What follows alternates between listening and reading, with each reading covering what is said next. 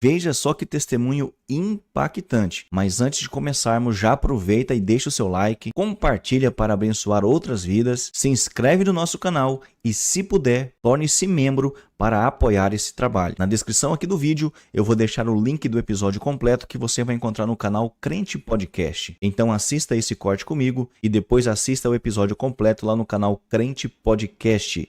Vamos ver o vídeo. Então, né, algumas pessoas ficam, nossa, era tão novinha, mas a gente se conheceu, eu tinha 12 anos, e nessa época o nosso bairro era muito seguro, né, era um bairro pequeno, então minha mãe deixava eu sair, ir nas matinês, né, para explicar todo o contexto. Nós não éramos cristãos, né, não venho de família cristã, minha mãe nem meu pai, então eu não cresci com uma base cristã, e nem o meu marido, né, até então, a pessoa que eu iria namorar. Então, nós não viemos de um contexto cristão. Então, minha mãe achava uma gracinha, né? Eu tá indo em lugares, indo em festinhas. E foi numa dessas festinhas que eu conheci o meu marido. Ele tocava pagode, né? Era pagodeirinho ali. Na época, ele tinha 17 anos, eu tinha 12. E a gente acabou ficando, aquela coisa do ficar, né?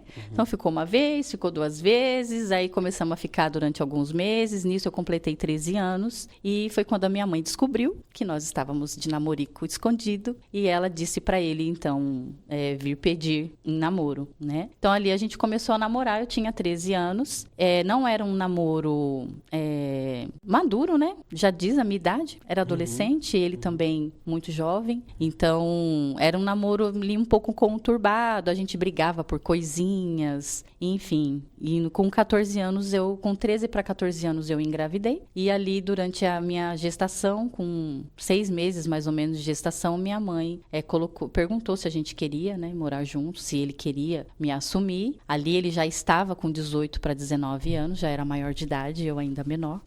E com consentimento dos meus pais, a gente foi morar junto. Ali começou a nossa história. Eu, uma senhora, e aí a gente fomos morar juntos, né? E tivemos ali a nossa primeira filha.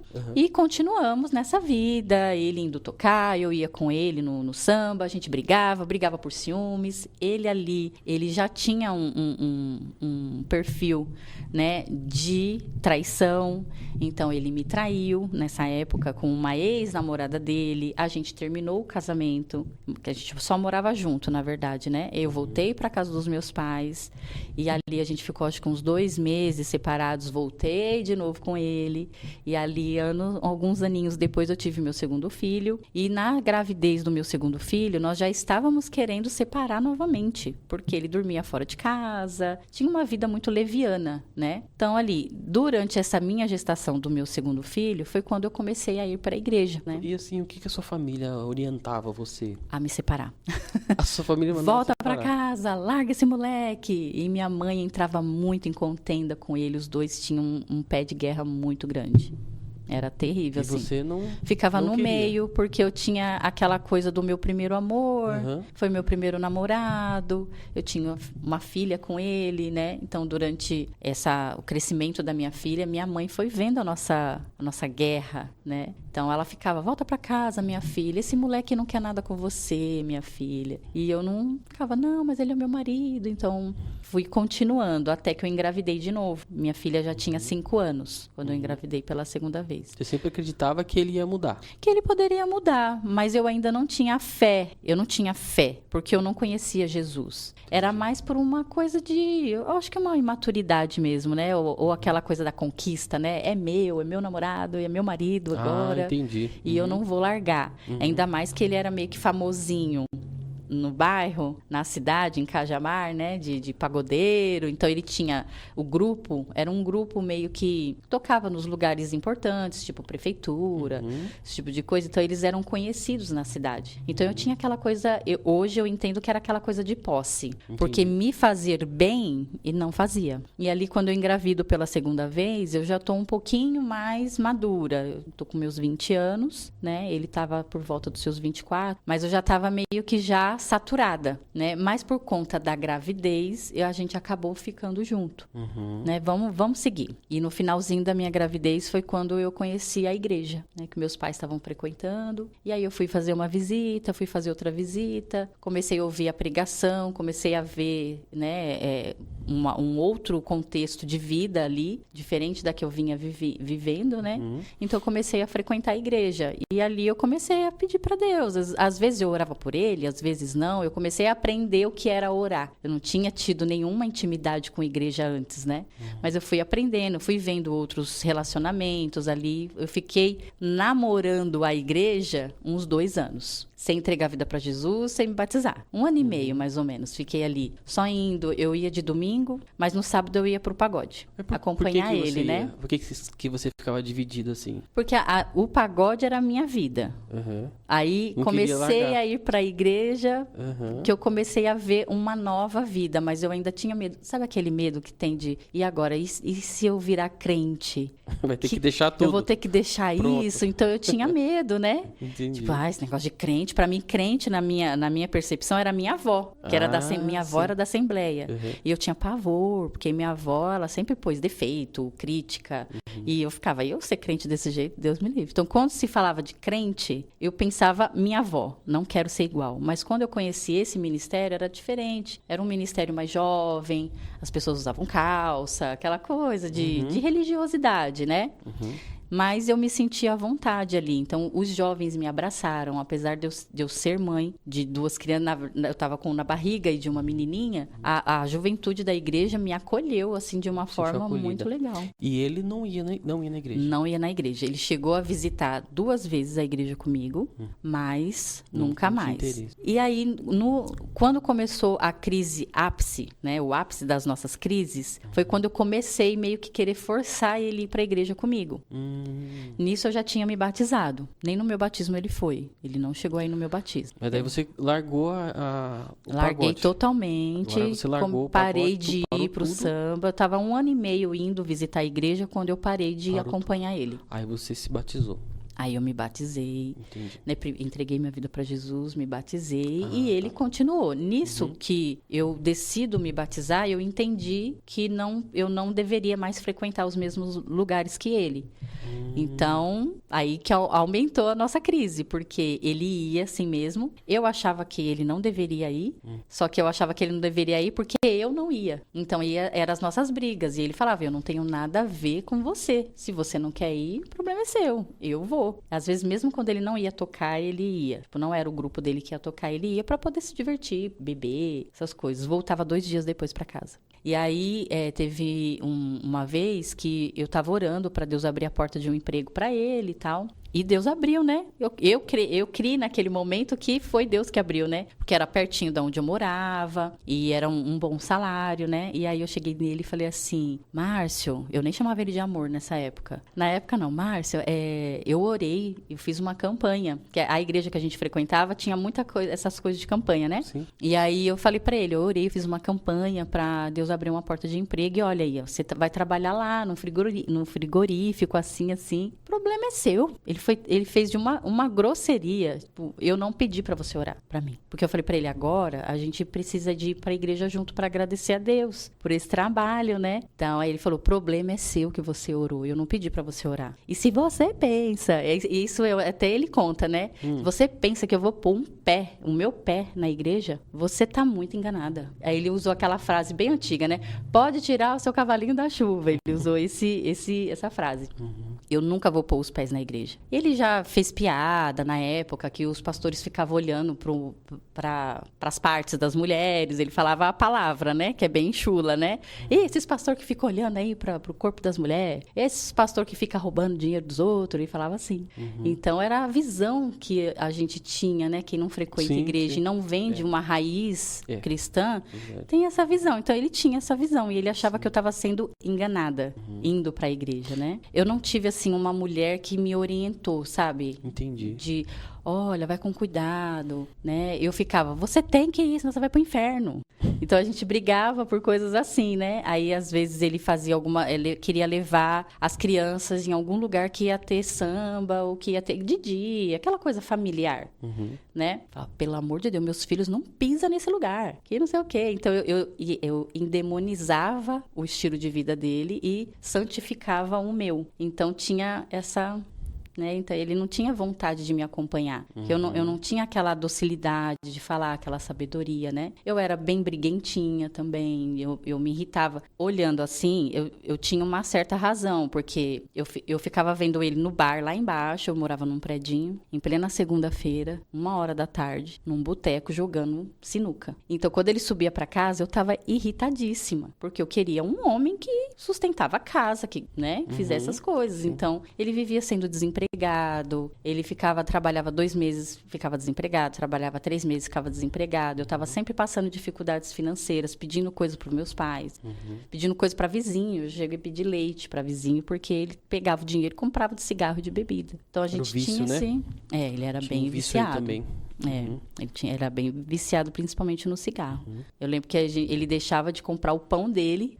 Ele falava, compra 2 pão pra você, um pra você, um pras crianças, e o resto você compra de cigarro solto pra mim. Era assim, né? Deus. Nessa fase, a gente eu já queria me separar dele. Entendi, já tava E foi difícil. quando eu cheguei pro meu pastor, eu já tava já 1 ano, mais ou menos, batizada, né? Ali na igreja. E aí eu conversei com o meu pastor na época. Falei, pastor, olha, eu tenho um casamento assim, a gente não se dá bem, e a gente briga muito, ele dorme fora de casa, vem mulheres lá na porta do meu prédio, fica interfonando, fala pro Marcinho descer. E eu ficava, tipo, como assim? Ele é meu marido, ele vai ficar batendo papo com um monte de mulher lá embaixo. Então a gente não tá se dando bem. E já fazia alguns meses que a gente não tinha nem mais relação, né, do casal.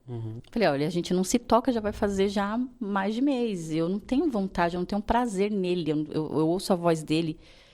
E aí eu falei pro pastor assim, nessa época eu tinha tanta falta de sabedoria, eu já cheguei a orar para que ele não voltasse para casa, para que acontecesse um acidente. Meu Deus. Eu tinha, assim, tanta raiva quando ele chegava em casa. Ele era grosso com as crianças, é um moleque. Ele usava as crianças para me atingir. Ele sabia que era uma das brigas também. Então, assim, a gente veio desse contexto muito destrutivo, tanto, né, para nós como casal, mas os meus filhos, eles eram pequenos, mas eles vivenciaram um trauma, né? Mas, num contexto geral, eu conversei com o meu pastor. Só que quando eu conversei com o meu pastor, o meu coração já estava fechado. Eu não queria mais aquele casamento. Então, eu cheguei pro meu pastor com esse no papel, assim, eu quero me separar, eu posso? Aí eu já cheguei assim, eu nem sou casada no papel, a gente só mora junto, né? A gente mora junto tanto tempo. Aí ele falava assim, ele é violento com você? Eu falei, não é violento. Ele te maltrata de forma assim que te adoece. O pastor Rodrigo foi muito sábio também, antes de dar o aval dele, o que ele pensava sobre isso. Falei, não, nesse sentido não, a gente só se irrita. A gente tá se odiando no sentido de coisas pequenas. Então, a gente tá perdendo o prazer. Eu tô perdendo o prazer de estar com ele. Eu não quero mais estar com ele. E aí, ele falou, então... Aí, ele leu lá, que eu sempre me esqueço desse versículo, que eu acho que é em Romanos. E fala sobre a mulher crente não...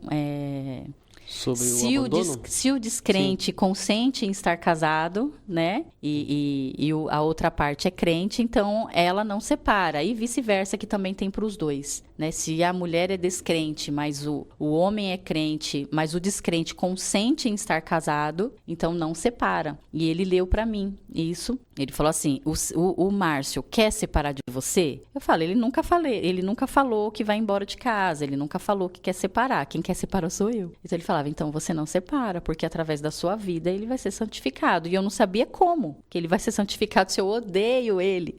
Como que eu vou fazer para esse homem ser santificado, né? E aí foi quando ele me orientou, falar assim, todas as vezes que vier um desejo forte no teu coração, eu odeio ele, eu quero que ele vá embora, eu quero que ele suma, eu quero que ele morra, até aqueles pensamentos bem pesados vinha, e eu falo isso, infelizmente, eu pensava sobre isso também, para que ele desaparecesse, para eu não ter que resolver um problema, né?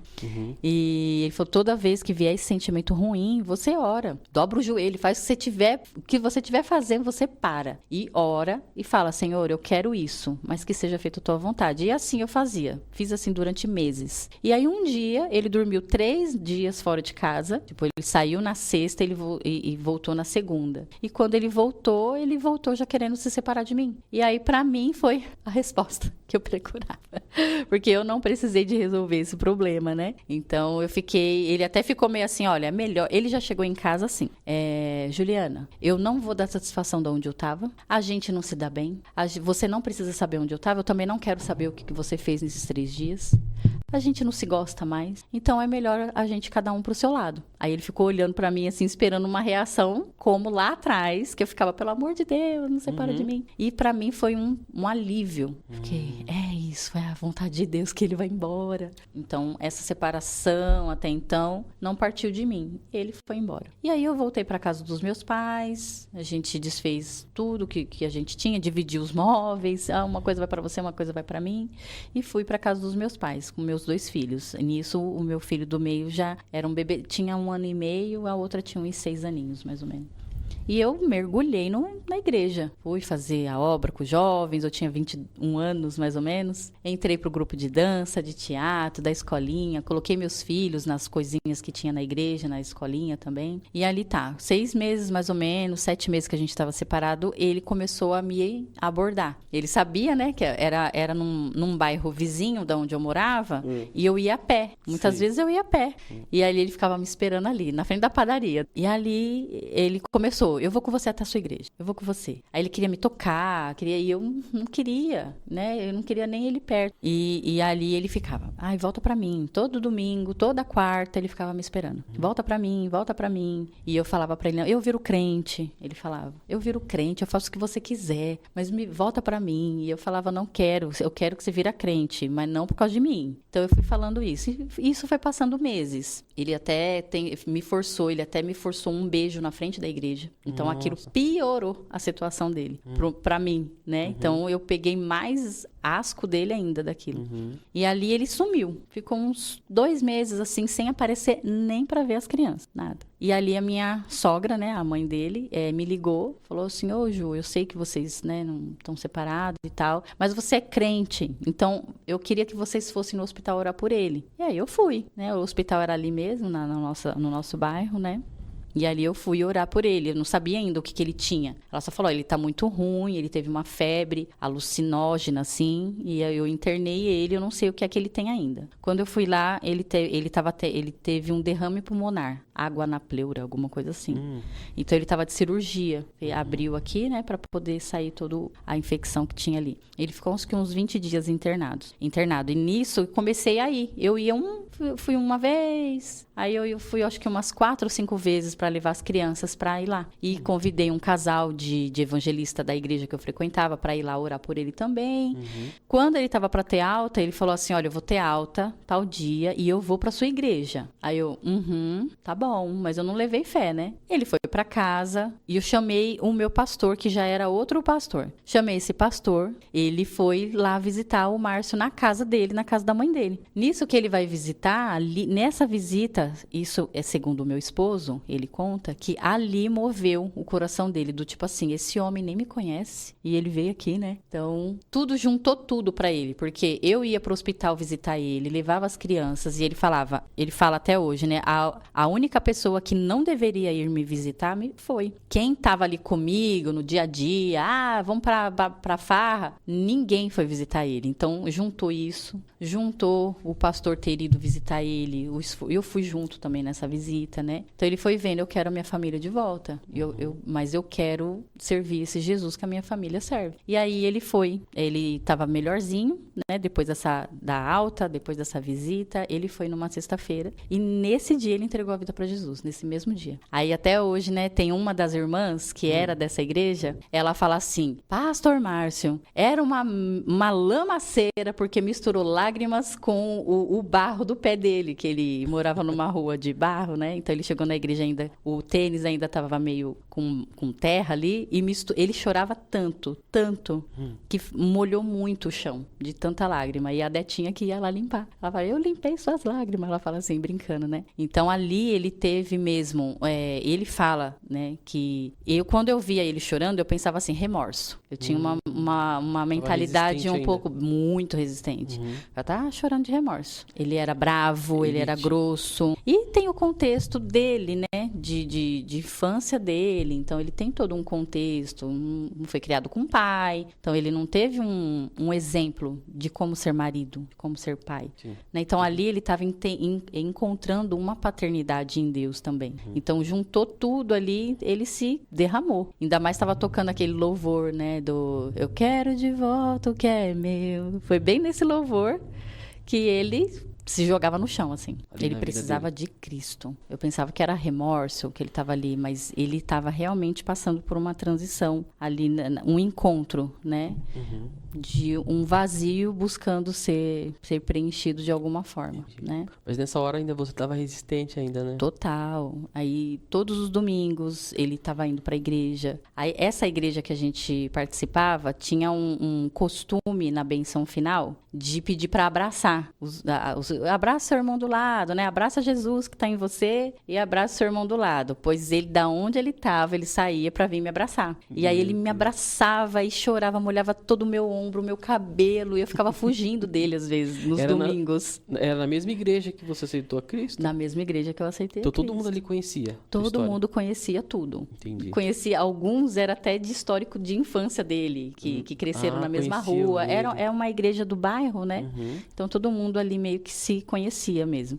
E as pessoas ficavam torcendo quando ele vinha me abraçar, né? E eu ficava fugindo dele. E aí ele falava, volta pra mim. Aí ele me ligava. Na época a gente não tinha celular, né? Isso foi o quê? Em 2006. A gente se casou em 2006. Eu me batizei em 2004. Ele se batizou em 2005, que foi nessa regeneração dele. Mas ele se batizou em 2005. Então nem tinha celular, essas coisas, né? Aí ele ficava me ligando. E aí, quando que a gente vai poder conversar pra gente poder voltar? E eu falava, para de me ligar por causa disso. Eu não quero, não vou voltar com você. Eu tô orando pra Deus te dar outra mulher. Deus vai preparar uma varoa pra você e tá tudo certo. E eu não queria mesmo, meu coração tava fechado mesmo, né? De tudo que a gente viveu, eu não acreditava, assim, que ele poderia servir pra mim como marido, mas como um homem que entregou a vida pra Jesus, que se batizou, eu acreditei ali, eu comecei a ver, né? E aí uma obreira da igreja, ela chegou um dia pra mim e falou assim, vem aqui, e me pegou, ela era nordestina, né?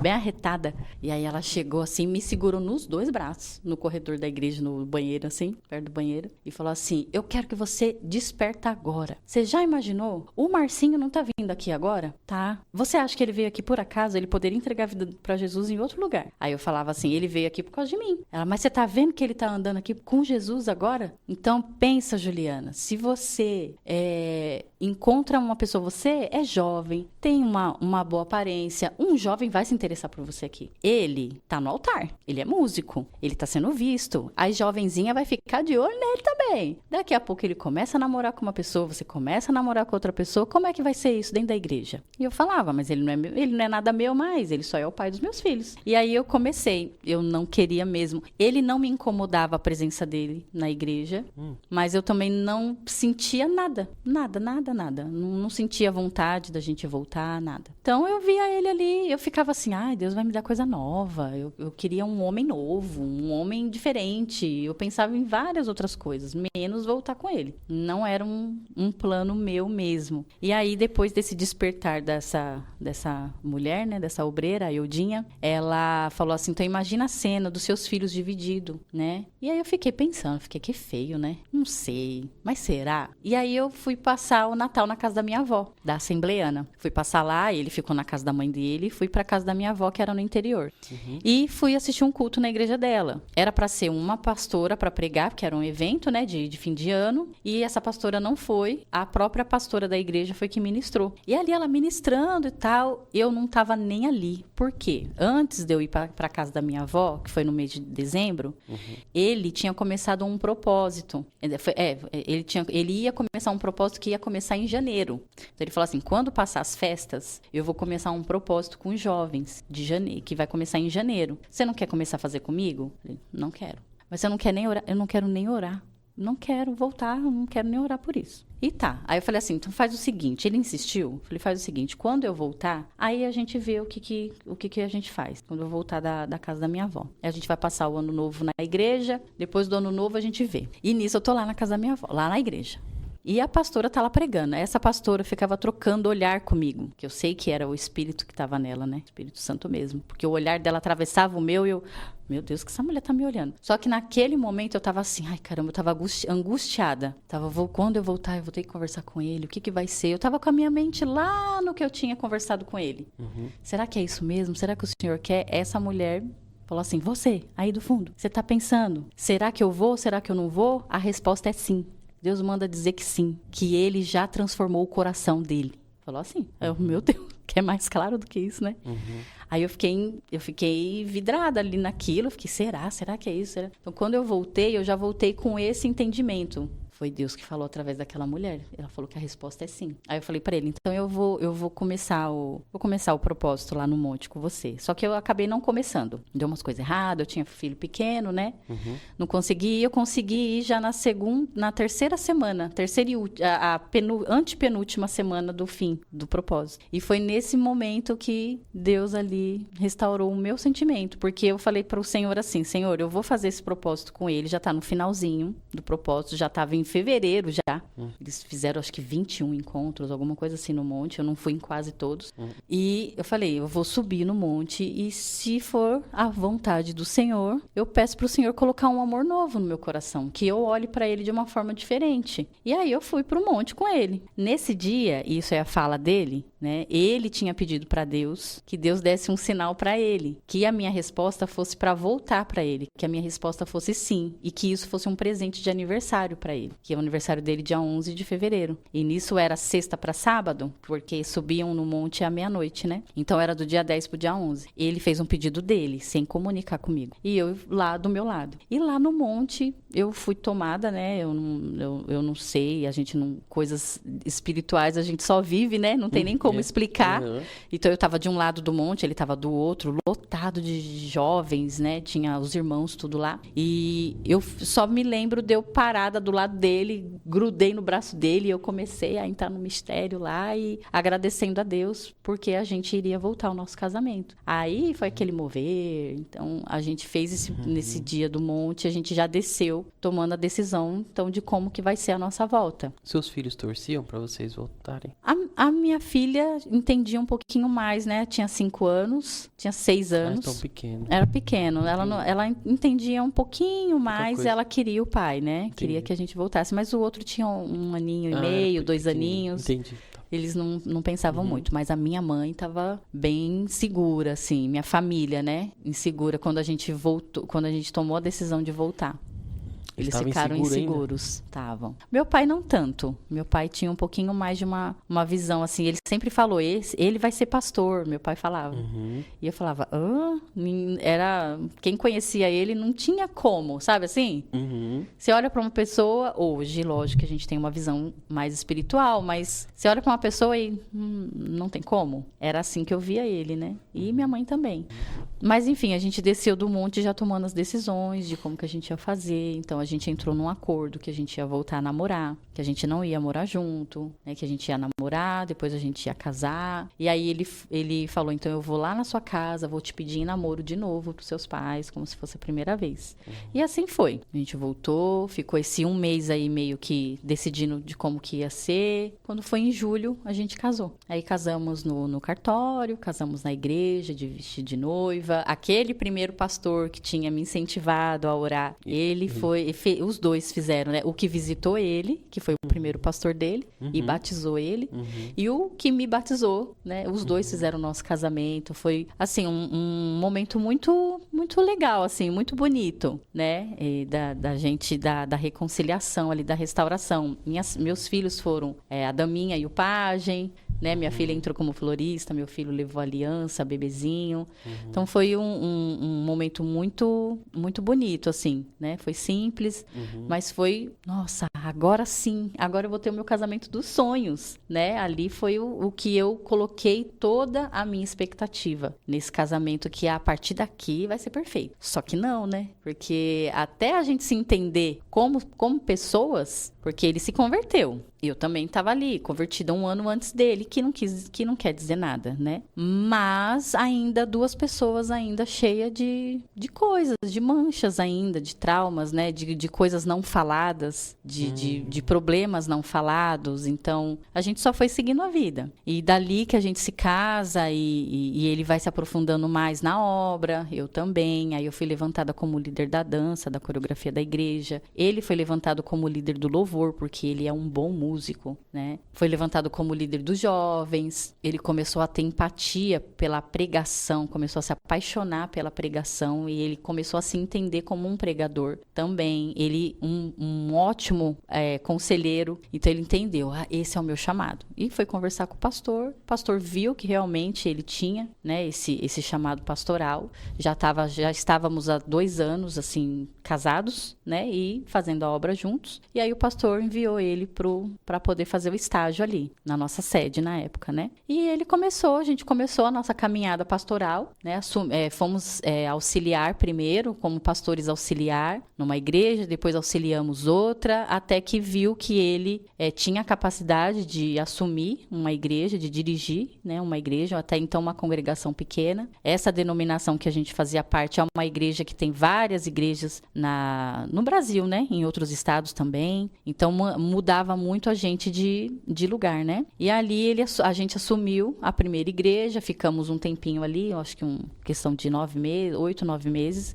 Foi onde o meu terceiro filho foi concebido, né? Apesar da gente já ter tido ali um tempo, a gente estava uns 4, 5 anos já casados, né? Restaurados, foi quando a gente decidiu ter o terceiro filho. E aí a gente assume uma outra igreja e assumimos uma terceira igreja. Nessa terceira igreja, o que acontece? Aconteceu algo muito, para nós, grandioso, humanamente falando. Porque até então nós éramos de igreja pequena, de 50 membros, 40 membros, né? E ali a gente assume uma igreja inaugurada, ela era nova, né? Então colocaram a gente ali como os primeiros pastores daquela igreja. E logo imediatamente, assim, na primeira semana dessa igreja ser inaugurada, que não tinha nada a ver com a gente, mas humanamente falando, a gente achou que foi a gente, né? E no caso, ele achou que foi ele que fez a obra. Mas a igreja tinha uma rádio, então pegava muito legal ali, então a igreja lotou. Tinha ali 500, 600 membros, assim, logo de cara. Que não é grande coisa, mas para nós, meramente, fragilmente, emocionalmente falando, a gente ficou deslumbrado com aquilo. Só que eu estava muito ocupada com o meu bebê. Nessa fase, o meu filho, o caçula, ele tinha 3, 4 meses. E ele era um bebê bem trabalhoso. Ele tinha muitas cólicas, ele chorava muito, eu não podia ficar sentada, então eu tinha um trabalho muito grande. Eu tinha o outro que tinha 8 anos e tinha uma adolescente. Então eu tinha uma demanda muito grande como mãe, né? E nessa fase eu não consegui ficar tão presente na igreja, como, né? Tinham 3 cultos por dia.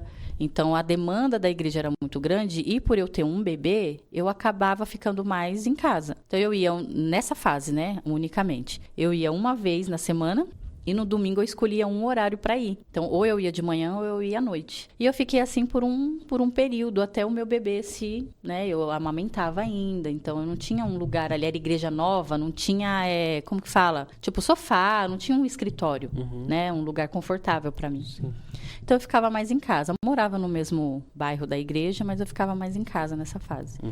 E a igreja ali, como diz aí a linguagem, bombando. E isso mexeu muito no ego do meu marido, né? Isso são falas dele.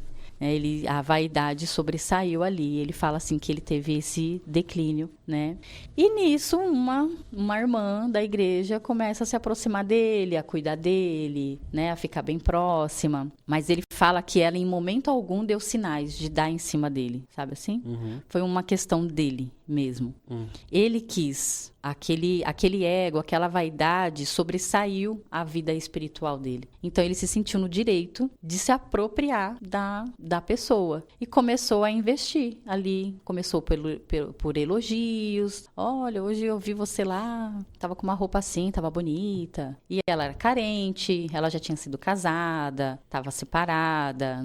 Ela não tinha uma vida emocional e relacional estruturada, né? Ela não conseguia ter ter um relacionamento. Ela se abria muito comigo, a gente acabou ficando muito próximas, né? Eu levantei um grupo de mulheres de dança, ela fazia parte junto. Então, a gente escolhia figurino juntas, a gente ia comprar coisas juntas, a gente acabou ficando muito junto. Então, ela se abria muito comigo em relação à vida dos relacionamentos dela. Então, ela não tinha muita estrutura. Ela falava, eu não consigo ficar fixa com um homem e eu caio rápido, eu acabo tendo relações sexuais com esse homem antes da hora, em vez de eu não sei o quê. E eu aconselhava ela. Mas eu não sabia, jamais, né, que por detrás daquilo ela já estava enfraquecida e tendo um relacionamento com o meu marido.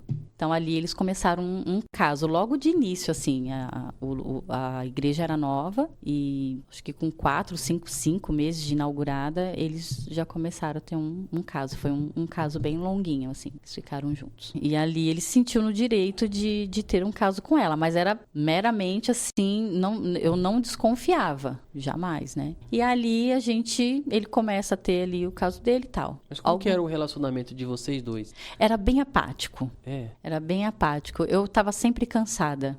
A vida matrimonial, no caso, a vida sexual em si, era até que normal. Uhum. Nada que fosse anormal, assim, que eu não deixava me tocar, nada disso. Normal. Uhum. Tinha uma vida até saudável nessa área. Mas eu era sempre irritadiça também. Ele também gostava muito de jogar videogame. Então, ele chegava da igreja, a gente não tinha diálogo muito, assim. Uhum. A gente conversava muito pouco. Então, ele chegava da igreja muito cansado, ele pregava os 3 cultos, ele cantava e tocava nos 3 cultos, porque ele também canta, além de tocar. Então, chegava em casa muito cansado. Quando chegava em casa, ele se tocava pro quarto, ia jogar o videogamezinho dele lá, e eu ficava com o resto da casa. Então, eu estava sempre muito cansada também. Então, a gente quase não discutia, a gente não era de brigar, mas eu ficava suportando aquilo sozinha, assim. Então, ele percebia as minhas irritações, e ele preferia ficar distante de mim, né? Então, assim, a gente não tinha um diálogo, a gente não tinha um tempo só para nós, a gente não passeava só nós, a gente não passeava com as crianças. Era uma vidinha, igreja, casa, casa, igreja, igreja, casa, casa, igreja, igreja, casa, casa, igreja. Nessa fase, ele colocou principalmente a igreja em primeiro lugar. É porque você tinha os seus filhos, né? Eu tinha os filhos, tinha casa, né? Apesar de também... Aí meu filho foi crescendo um pouquinho, foi criando, né? Foi ficando com seus 6, 7 meses, 8 meses, foi ficando um pouquinho mais maduro. E eu também ficava enfurnada. Aí eu comecei a ficar mais frequente na igreja, né? Levantei esse grupo de mulheres, tinha os eventos, fazia os cultos de mulheres. Então, a nossa vida era igreja. Até vim conversando no carro, né? A gente esqueceu, não sei se foi você que falou, né? Aquela coisa de Deus, família, né? E igreja.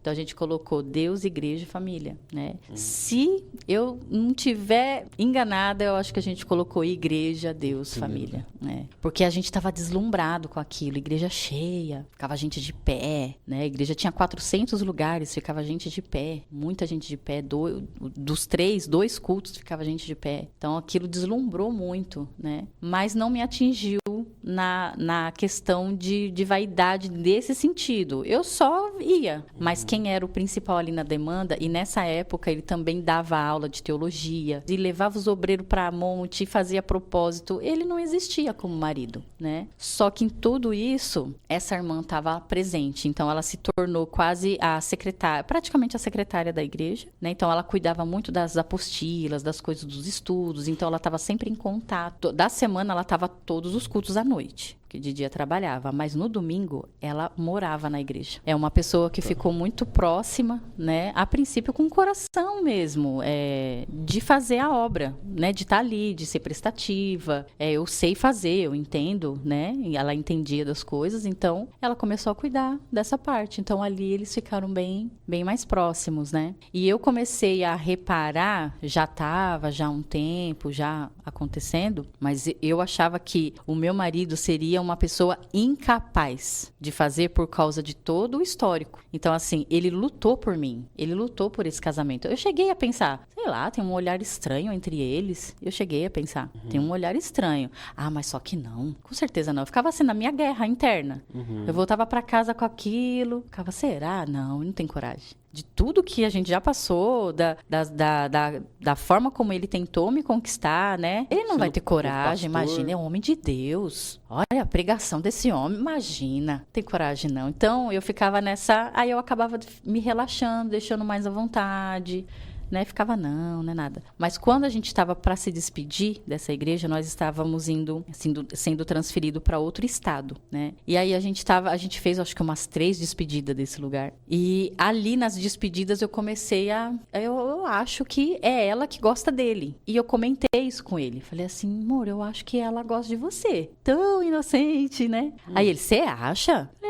Eu acho que enquanto a gente estiver por aqui, eu vou começar a ficar mais presente nessa área aqui da igreja. Eu vou ficar nessa área. Eu vou ficar junto com ela, porque eu tô sentindo que ela tá muito, assim, próxima de você. Ele, não, é impressão sua. E ali já tava já uns 6 meses juntos já. Meu Deus. Que aí, hoje que ele me conta, né? Naquela época, a gente já tava já uns meses já juntos. Que se via toda semana, se viam toda semana. E nisso a gente foi embora, fomos para outro estado e tava lá fazendo essa parte de transferência, procurando casa, não sei o que lá. E ela chegou ir lá visitar ele lá no estado. Ah, foi atrás? Chegou aí também. Mas isso eu soube só na confissão dele. Ah, tá, você não viu ela. Não vi, né?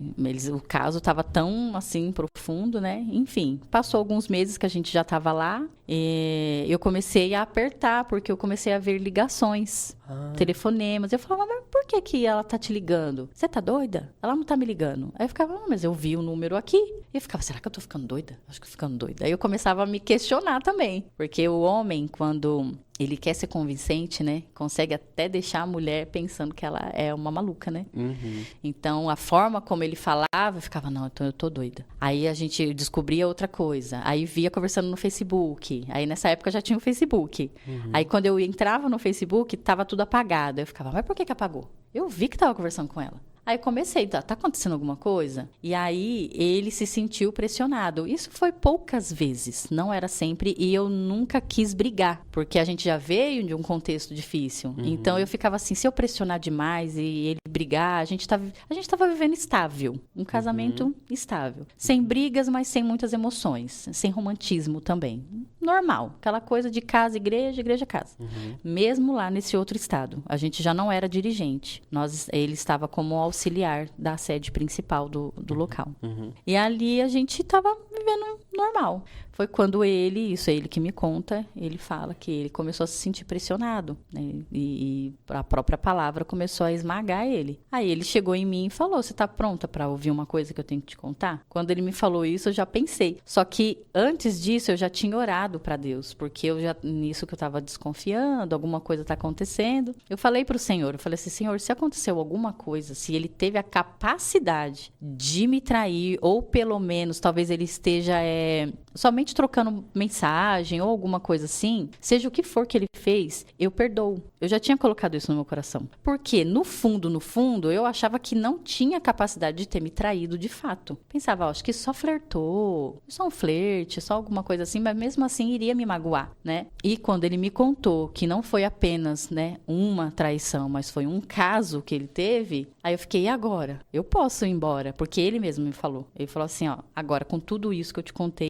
me contou de uma forma bem, assim, friamente, porque ele é mais calmo, né, pra falar. Ele falou, eu não quero te perder, de novo. Mas se você achar que você quer ir embora, você tem respaldo bíblico. E aí eu fiquei. O que eu faço agora? Então começamos um processo eu fico ou vou embora? Ele me mostrou tudo, ele deixou o celular comigo, ele me mostrou todas as mensagens. Falou, fica aí com o celular, pode investigar e tudo. Eu não apaguei nada. E realmente ele não apagou nada. Eu li tudo que ele conversava com ela, os planos que eles tinham até de me deixar. Tinha plano até de me deixar. Não, eu vou ver, vamos, a gente espera eu estabilizar, eu vou colocar ela de volta para São Paulo, e aí a gente vê, segue a nossa vida, mas eu também vou deixar o pastoral, vou deixar tal a igreja, assim, nesse nível. Ele estava tão...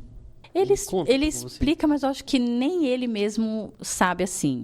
A autoestima dele era muito baixa. Então, quando ele vê alguém que, assim, idolatrava ele, aquilo mexeu muito com ele. E da minha parte, não tinha essa idolatria. Pra mim, ele era normal. Era o pai dos meus filhos. Então, não tinha aquela coisa, uau, marido, como você é demais. Não tinha isso. Agora, da parte dela, tinha. Uau, pastorzão, Elogios, né? o senhor é demais. Porque, nossa, eu sonhei com o senhor. Tipo, coisas assim. Então, aquilo foi mexendo com ele, né? Eu sei que traição não tem explicação. Não tem, assim, uma justificativa, né?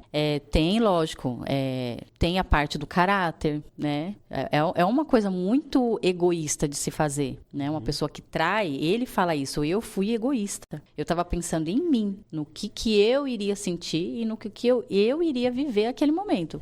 Eu não pensei se você descobrisse, eu não pensei no que Deus ia pensar de mim, eu não pensei na moça, se a moça ia se apaixonar por mim ou não. Queria saber de mim. Aí ele fala assim, o que eu queria viver. Então eu estava ali, né? Ele falando, eu estava ali no ápice, tipo, né? Eu sou o pastorzão, eu sou visto, as pessoas me amam, todo mundo gosta do meu trabalho, todo mundo me elogia, essa menina tá nos meus pés, então eu sou o cara, né? Basicamente isso que ele foi viver. E ele fala que cada vez que ele saía ali de um encontro com ela, ele se sentia sujo, se sentia indigno, ele não conseguia olhar na minha cara. Ele fala, muitas vezes eu entrava com tudo pro quarto pra eu não olhar na sua cara. Eu não conseguia. Como que eu ia olhar pra cara da minha mulher, que eu acabei de sair da cama de outra mulher? Então, às vezes eu via ele assim, não queria falar comigo, né? Não me distratava, mas também não... Mas estava saindo da cama da outra mulher, né? Meu Deus. Então, ele falando isso. Então, a confissão, eu fui entendendo, eu fui ali. Mas o processo do perdão foi uma coisa muito, muito difícil pra mim, assim. Eu fiquei um tempo doente, né? Depois que ele confessa tudo, eu comecei a aceitar, a continuar nesse casamento, olhando pro meu histórico também. Pro meu histórico de vida ali,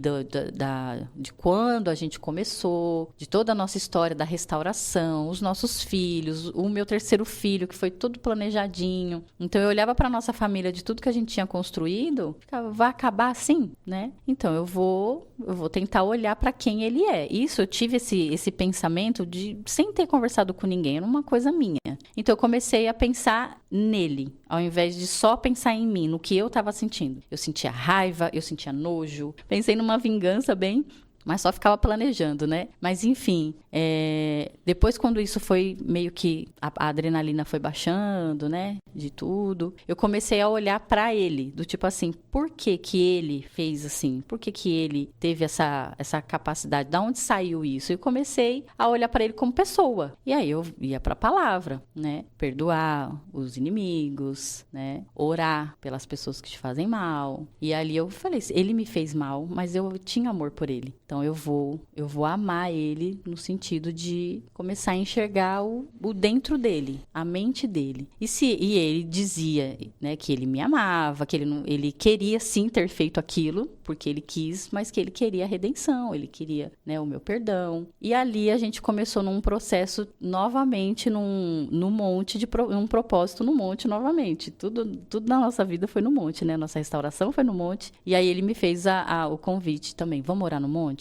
Vamos orar no monte. Quando ele começa a orar, ali ele também expunha, ele colocava o coração dele assim pra fora. Então ele falava com Deus, pedindo perdão de tudo, das coisas que ele estava fazendo, que ele tinha feito e que ele ainda tinha vontade de fazer. Porque foi essa exposição das orações dele que começou também a mover em mim. Porque aí ele falava pra Deus em oração, mas segurando na minha mão. Ele falava, Senhor, me perdoa pelo que eu fiz com a minha esposa, isso, aquilo outro, e pelo que eu ainda tenho vontade de fazer. Aí quando acabava as orações, eu falava pra ele, mas você ainda tem vontade? Aí ele começou a ser sincero comigo, começou a ser muito sincero. Ele falava assim, amor, eu te amo, você é a mulher da minha vida, mas eu não consigo ter só o olhar pra você. Eu sou doente, eu acho, não sei o que eu tenho, eu não sei, eu fico com vontade de olhar pra outras mulheres. Eu não consigo pensar só em você, eu queria desejar só você, mas eu tenho eu não sei o que fazer. E conforme ele ia confessando, o que eu faço agora? Ele tá expondo o coração dele pra mim. Eu vou julgar? Eu vou criticar? Eu vou ficar isso? Então eu vou ajudar ele. Aí eu falava, então é melhor você, toda vez que você tiver desejo de olhar ou de falar, de mandar mensagem pra alguém ou pra outra, pra mesma moça, você fala pra mim, eu não vou te julgar. Vamos fazer aqui um voto, né, de fidelidade mesmo. Todas as vezes que você sentir que você vai enfraquecer, você fala pra mim, a gente sobe no monte, a gente dobra o joelho na nossa cama, a gente ora lá. E assim foi. A gente meio que fez uma aliança, né? Então, eu me tornei uma esposa confiante para ele. E ele fala, eu fui um escravo do pecado. Porque, de fato, ele teve um caso com essa moça, mas ele ainda tinha alguns contatos, né? Ele ainda tinha de conversas com outras pessoas também. Com essa, ele me traiu de corpo mesmo, fisicamente. Mas ele ainda tinha trocas de mensagem com outras pessoas, com outras mulheres também. De elogiar, de falar bobeirinha, de pedir foto. Tinha tudo isso ainda. E aí ele, toda vez que acontecia alguma coisa, passava meses, tempos... Aí ele confessava uma coisinha. Ele foi confessando. Mas, propriamente, o processo dessa traição, dessa descoberta do caso que ele teve com essa moça, aquilo que começou a acontecer no meu coração, a disposição de perdoar ele também e de me libertar daquilo, porque perdoar um marido é difícil, é muito difícil, mas perdoar a amante é mais ainda. Então, todas as vezes que eu sentia ódio dela, aí eu lembrava do que tinha acontecido, então eu achava que eu tinha perdoado ele, e isso foi um processo de uns 2, 3 anos, eu não conseguia me esquecer dela. Então, quando aparecia alguém com o nome dela, eu lembrava dela, parecia uma coisa que eu estava em volta de pessoas com a lembrança dela, aparecia um monte de irmã com o mesmo nome, um monte né? Mas assim, toda vez tinha o nome dela. Aí eu até falo para as irmãs, né? Quando eu vou contar o testemunho, eu ia chamar a irmã, né? Eu ficava assim, irmã, irmã, vem aqui. Eu não conseguia falar o nome, que era o mesmo nome dela. E teve um caso também nesse processo de uma moça, na época a gente era auxiliar, né, do pastor dirigente lá, e só que ele não era casado, ele estava separado por causa de traição. Ele traiu a esposa não perdoou, mas ele continuou pastoreando e ele era o nosso líder. Então a gente também vem de um histórico espiritual que as nossas lideranças também vêm de um contexto de traição e de outros casamentos, né? Um dos motivos da gente ter se desligado desse ministério também. E esse pastor que estava nos dirigindo, durante esse processo que ele me confessou, que eu estava tudo nessa luta, ele também estava separado da mulher. Meu Deus, coisa. E aí ali a figura pastoral... Aí, negócio, né? Exatamente.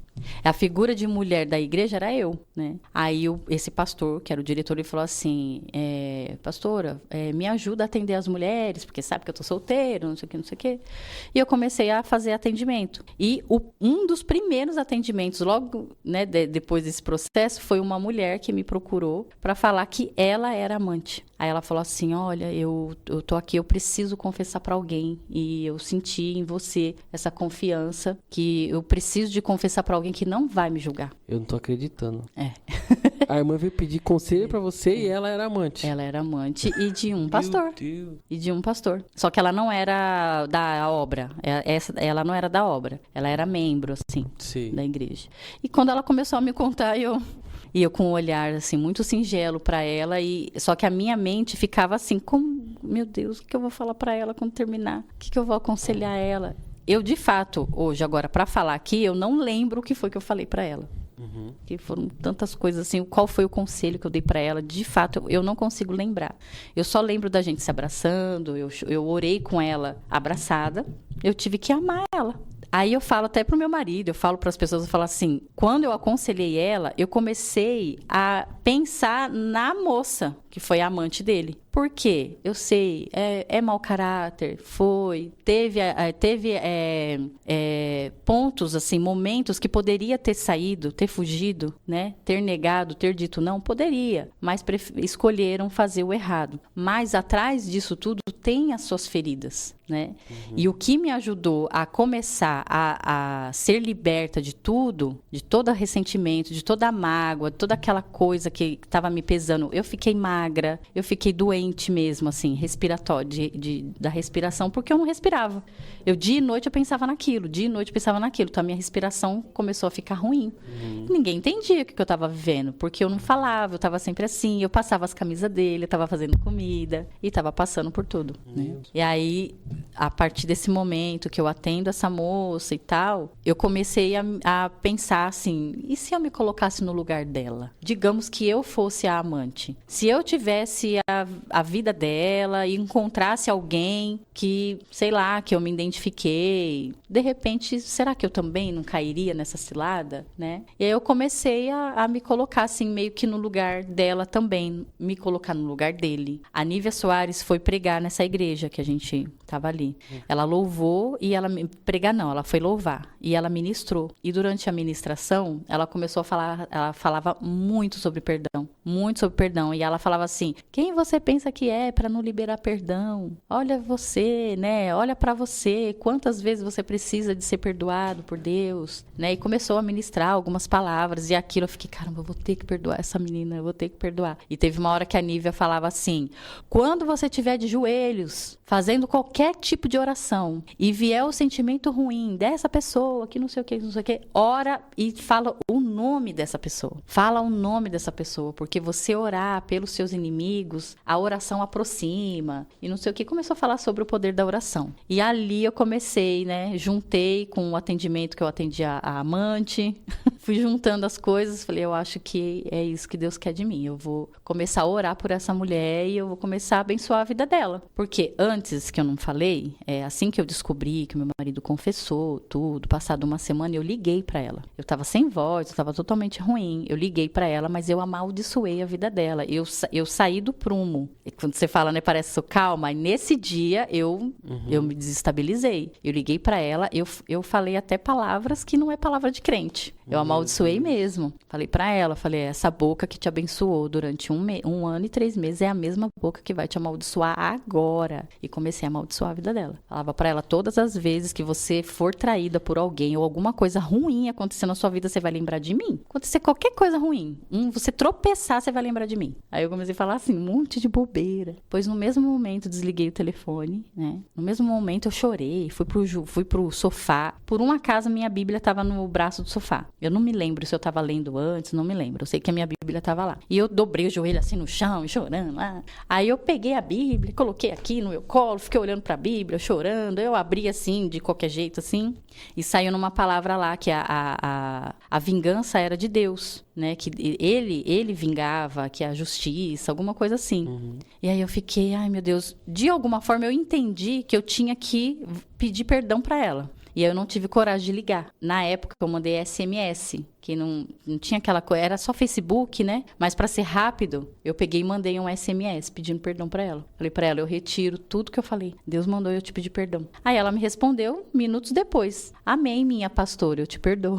Ela só mandou assim. Mas ela não me pediu perdão do que ela fez, né? Mas eu fiz a minha parte. Então, juntou tudo isso no mesmo mês, né? O atendimento da moça. Um mês só? Tudo no mesmo mês. Assim, Gente, eu tinha acabado de descobrir, atendi a moça, a Nívia Soares ministrou, eu já tinha ligado para ela. Tudo aconteceu naquele mesmo mês. E ali eu comecei a entender como que eu tinha que orar. Não foi uma semana, não foi 2 meses, não foi 3 meses, não foi 1 ano. Eu fiz esse processo durante muito tempo. Até eu conseguir a entender assim. Eu fazia até atuações mentais. Eu fazia ensaios mentais. Do tipo assim, se um dia eu encontrasse com ela, como que ia ser a minha reação? Quando eu comecei a fazer esses ensaios mentais, eu pensava, eu esmago ela. Aí eu ainda fui, né? Não, então não tô curada ainda. Ainda não tô curada, eu ainda sinto raiva. Então eu ficava fazendo esses testes comigo mesma. Então, em vez de eu ficar focando no que o meu marido fez comigo, eu comecei a focar o pra que aquilo, né? Em quem que eu deveria me tornar? Numa mulher amargurada, com ódio, ou uma divorciada, mas com mágoas, porque eu ainda amava ele, ou uma mulher curada. E para ser uma mulher curada, eu tinha que olhar o acontecimento num todo, não só pensar no que me atingiu. Então eu comecei a olhar para ele como um homem fraco, sim, porque ele foi fraco, com um homem egoísta, mas um menino ferido. Ele não teve um pai que ensinou ele com 7 anos, aí eu fui investigando. Ele com 7 anos, ele foi meio que aliciado por uma prima. A prima dele era adolescente, ela fazia umas brincadeiras íntimas com ele, pegava a mãozinha dele e colocava nas partes íntimas dela. Então ele foi tendo acessos sexuais muito muito cedo.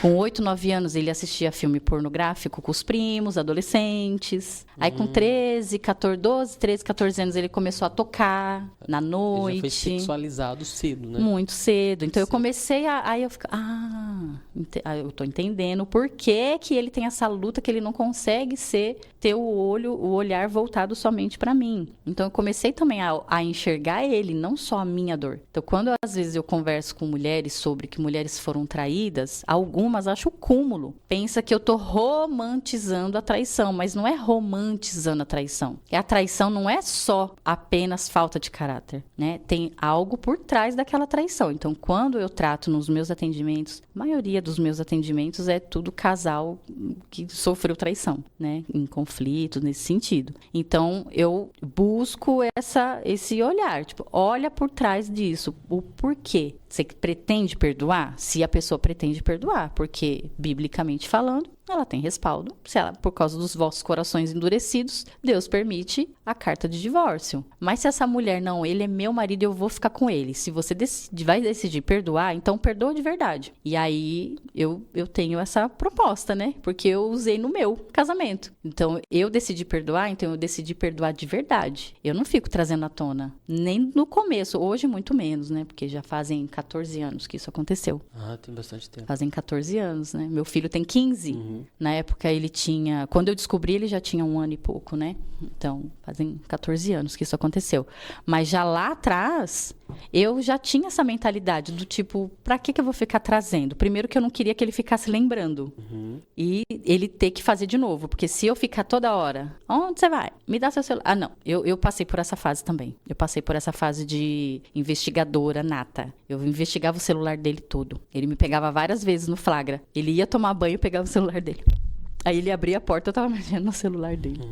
É o ciúmes, o medo de fazer de novo, né? Eu passei por essa fase de insegurança também, mas depois também foi outra tomada de decisão. Se ele falou que não vai fazer mais e que ele vai lutar contra a fraqueza dele, então eu vou acreditar. Só que eu não vou acreditar nele, ele não é o meu lugar seguro. O meu lugar seguro é Deus. Se ele serve o mesmo Deus que eu, então eu tô no lugar seguro, que é Deus. E eu decidi amar o meu marido, mesmo ele tendo feito, né, algo que me magoou muito, mas eu decidi amar o meu marido e ficar e entender. Mas eu entendi nisso, que eu costumo falar, né, que Deus transforma a dor em propósito, né? Foi uma dor muito grande, mas hoje, um pedacinho desse testemunho, muito pouquinho, tá num livro que fala sobre perdão. Então, esse é um livro da pastora Helena Raquel, né, que chama Eu Não Sou Aitofel, e esse livro, ele alcançou, não sei nem dizer, quantidade de milhares de pessoas, né, quem tá assistindo e conhece vai saber. E tem um pedacinho lá. Então, se isso não é um propósito, eu não sei o que dizer, né? Eu vejo uma maturidade, assim, no meu casamento depois disso. A gente amadureceu muito. Então, o que eu colho com isso? Primeiro, como eu falei, eu comecei a olhar para ele, né? Então, eu via ele como uma alma. Independente, meu marido, pai dos meus filhos, ele é uma alma. E se eu me separasse, eu pensei nisso também. Se eu me separar e ele desviar, eu me preocupava muito com isso, com a salvação dele. Me preocupava demais. E, consequentemente, com a salvação dos meus filhos. Porque eu ficava, se ele se desvia, se eu me separo, ele desvia, vai viver a vida dele, e meus filhos vai ver isso acontecendo, e se eles, né, sendo que a gente não prende ninguém no evangelho, mas foi uma das coisas que eu pensava, né, mas eu pensava na salvação dele também. Então, hoje, talvez, se eu tivesse me separado, não sei quem ele seria hoje, né? Talvez estaria aí no caminho, casado com outra, não sei. Mas hoje eu colho um marido sábio no meu casamento, totalmente diferente daquele que eu conheci lá atrás. E eu lembro como hoje, que antes até de eu aceitar ele, de eu aceitar para casar de novo, lá atrás, voltando um pouquinho, teve uma pregação que o pastor Rodrigo Duarte pregou assim, vai chegar um dia que você vai ter que pegar o RG dele para saber se é ele mesmo. Ele falava assim, eu não lembro lembro outras coisas, mas eu lembro dessa frase. E é exatamente isso que eu vivo no meu casamento. Não tem perfeição. Nós não somos perfeitos. Mas o que eu colho hoje desse casamento, coisas que eu tive que ser o homem da casa durante muito tempo. Eu novinha, com 18, 19 anos, eu que tinha que resolver, pagar aluguel, falar que o aluguel esse mês vai ficar atrasado. Eu que tinha que dar conta de tudo, porque o meu marido só morava na casa.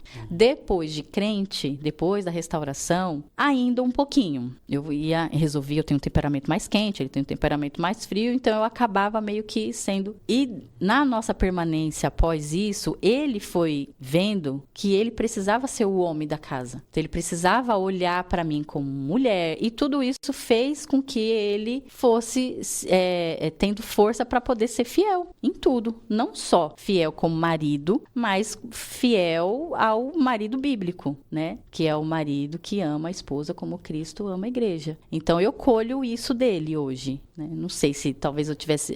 Eu já ouvi conversas assim, mas se você tivesse separado, talvez você tinha casado com um homem também muito bom, né? Mas ele é o pai dos meus filhos. Mas talvez também você poderia ter casado com outro que ia acontecer com a mesma coisa. A mesma coisa. Então, eu preferi... pode parecer uma palavra meio desqualificada, mas assim, eu preferi consertar aquilo que eu já conhecia. Né? Então, Entendi. Claro que juntou sentimento, né? Então eu falo assim para as mulheres: se você tem sentimento por esse homem, tenho. Então, vamos junto nessa. Se você escolheu ficar, você luta, né? Você luta. Como que luta? Perdoou, vai ter que perdoar. Ficar jogando na cara? Jogar na cara, é verdade. Aí não adianta, né? Ficar desconfiando o tempo todo. Eu desconfiava, sim, durante muitos anos, mesmo depois, assim. Ainda hoje, de vez em quando, dá uns resquícios em mim. Do tipo, quando eu tô com as minhas emoções muito afloradas, que a gente tem oscilações hormonais. Então, quando eu tô mais, assim, frágil emocionalmente falando, e ele demora um pouquinho para voltar para casa, aí eu já dá um negocinho, assim. Então, eu sempre falo assim, tem coisas que não são curadas, mas a gente aprende a lidar com aquilo de uma forma madura. Então, fui traída. Fui. E o que eu posso fazer para consertar isso? Eu não tenho como voltar lá atrás agora e ser uma outra esposa e ter uma outra história. Isso já aconteceu. Como, né? Sim. Não tem como. Então, eu decido ficar de uma forma madura. Tentar, né, me conectar com os fatos, com o que está acontecendo agora. E confiar no único lugar seguro que é Deus.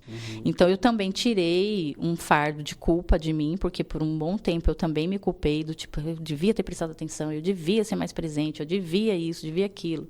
Mas pode ser que sim, pode ser que não. Então, é tentar olhar com leveza para as coisas, né? Não se cobrar demais também. E entender que eu não controlo os desejos dele. Não tem como. Então, eu já me perguntei assim, se ele me traísse de novo, o que eu faria? De fato, eu não tenho uma resposta para isso, assim. Mas eu acho que eu não sei. Talvez eu perdoaria novamente, não sei. Vai depender de todo um contexto, né? Mas hoje eu aprendi a não colocar expectativas mais. Tipo, ele não é capaz de fazer. Porque eu não controlo os desejos dele.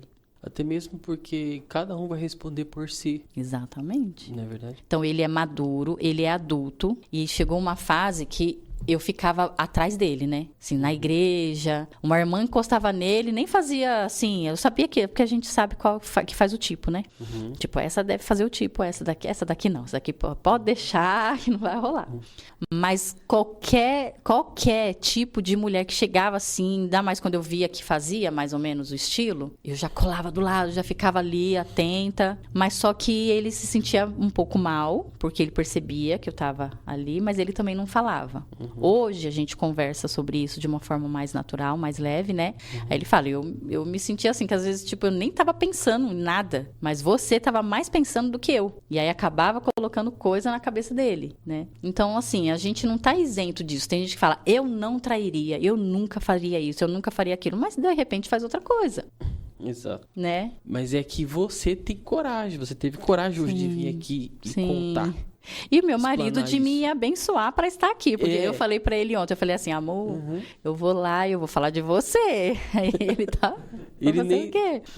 tudo bem. Vocês estão resolvidos. Super, super maduros sobre isso. Ele ainda não fala. Ele fala assim, eu tive uma queda, eu tive uma inclinação, eu já magoei a minha esposa. Ele fala assim, mas ele não entra em detalhes como eu. Mas também porque não é o perfil dele, né?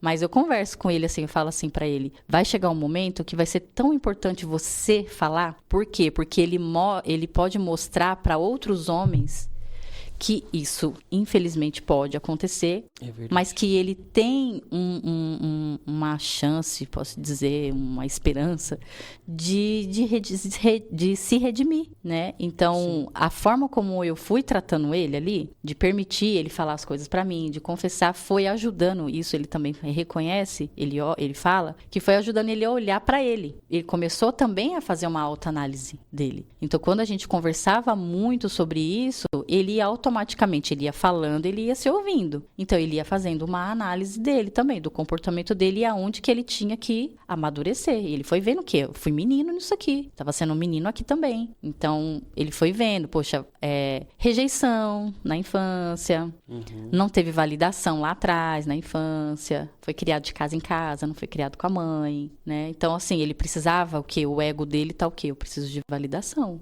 E ele encontrou. Então, foi assim, muitos anos depois, a gente voltou para nossa cidade, ainda nesse ministério, mas como a gente já estava curado, isso não é o foco central do nosso história, do nosso caminhar, só. Né?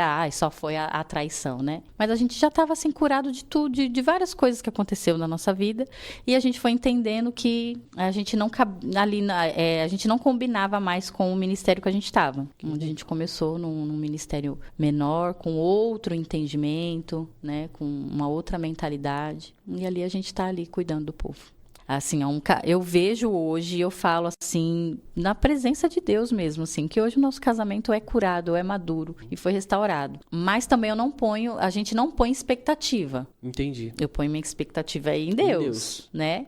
Então a gente tem, assim, um relacionamento muito aberto também. É que agora vocês colocaram Deus em primeiro lugar, né? Deus em primeiro lugar. Não tem mais aquela coisa dele ficar me confessando coisas, porque ele amadureceu nessa área, né? Lá atrás foi necessário isso. Então, eu sempre também, isso é uma coisa, um alerta para os casais também, né? Esse marido, às vezes, faz as coisas ali escondido, não sei o quê, porque ele tem ali uma infantilidade ainda, emocionalmente falando, né? Mas será que ele teria essa coragem, esse lugar seguro de confessar coisas para essa esposa, até mesmo antes dele fazer, né? De repente, uma confissão, pode curar uma coisa que tá doendo nele também, né? Ela tem a maturidade de ouvir as fraquezas do marido, seja qual for, seja de traição, seja de qualquer outra fraqueza. Olha, eu tenho fraqueza de mentir, né? Então, assim, ele tem esse lugar seguro e vice-versa, porque eu também encontrei nele. Ele também não me julgou quando eu falei disso.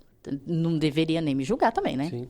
Nem mas a gente encontrou um no outro esse lugar, né, de sermos, além de marido e mulher, sermos amigos, porque se um amigo, isso também foi um pensamento meu também ali, que Deus foi me dando, se um amigo chegasse pra mim e falar, eu traí minha esposa e assim, assim, assim, eu ia fazer o quê com ele? Eu não ia ajudar ele? Sim. Eu não ia aconselhar? Por que eu não posso fazer isso com o meu marido? Né? Então eu fui enxergando dessa forma também. A traição não precisa ser o fim desse casamento. Exato. Mas pode ser um grande e belo recomeço.